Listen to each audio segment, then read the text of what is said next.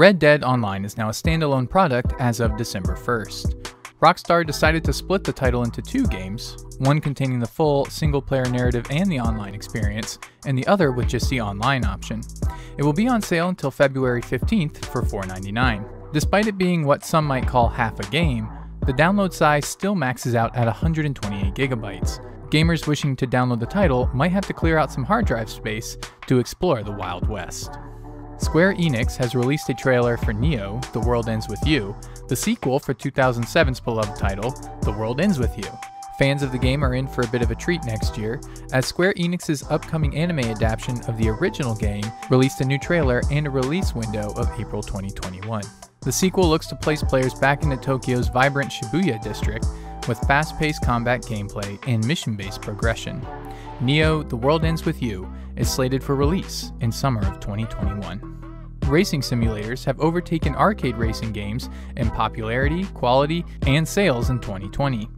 Fans seem to be increasingly leaning towards older titles and games that are consistent with fans' expectations. Forza 4, nearly 2 years old, gained more players than any other racing title of the year.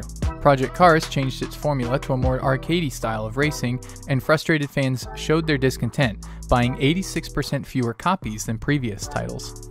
Also, Fast and Furious Crossroads was a Metacritic disappointment, scoring a 35 and has a very low player count. 2021 doesn't look much better for racing fans, with no new arcade racing games in sight. miHoYo, the creators of Genshin Impact, has banned players who have leaked information regarding the 1.2 update for the game. Beta players agree to a non-disclosure agreement when testing game features, but apparently not all have been true to their word. It's not the first time the developers of the game have had to take action against beta players, as their 1.1 update had similar issues. Cyberpunk 2077 has surpassed Witcher 3 pre-orders. This might not come as a huge surprise, as Cyberpunk is undoubtedly this year's most anticipated title. However, it still shows the game's magnitude, as The Witcher 3 was a popular title in of itself. Pre-orders of both physical and digital copies seem to be evenly split, although according to CD Projekt Red, digital sales will eventually overtake physical ones as time goes on. In more Cyberpunk news, Cyberpunk 2077's multiplayer will be a standalone project and is unlikely to see a release date even as far as next year.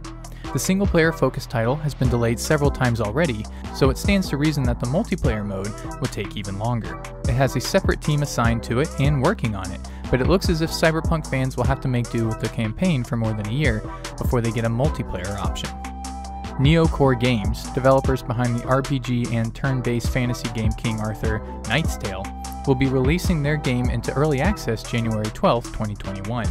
The Kickstarter-funded game achieved 135% of its goal, which not only funded the game, but also allowed for an additional character class and implementation of player versus player battles. The dark, medieval fantasy game will put a new spin on the tales and villains of King Arthur in the form of turn-based combat.